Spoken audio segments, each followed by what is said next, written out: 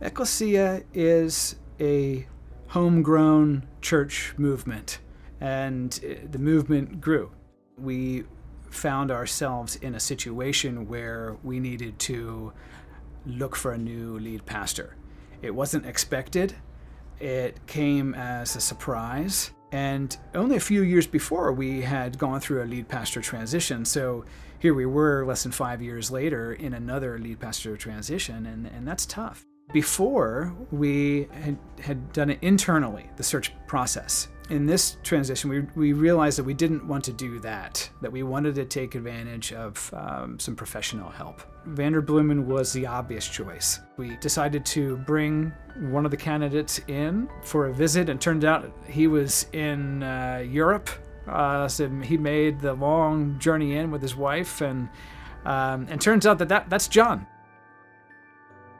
We wanted to be in an urban center with a lot of cultural diversity and international community, but we also wanted to be in a church that was embracing the changes that were happening. And one of the things that really resonated with me when Vanderbloemen approached me about this position at Ecclesia Hollywood was understanding the community that comes to Hollywood from all over the world. And it's a community that's willing to take risks. So that's been an incredibly rewarding experience for me to serve at a church of creatives and dreamers, and then to begin to dream, not just in the industry, but to begin to dream as a church. What would a faith-filled community look like in Hollywood that resonated with the post-Christian culture that we see all around us here?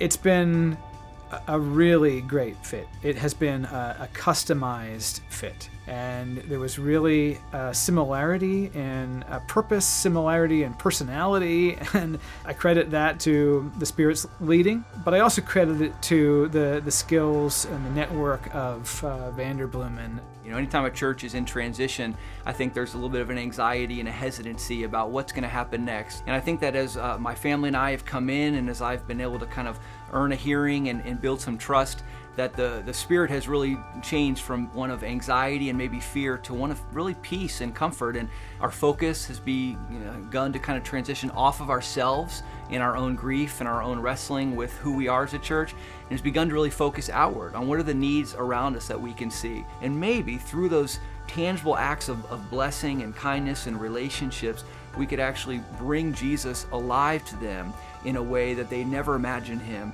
in the first place. We're seeing beauty from our own brokenness as a church and beginning to bring that out into the world around us.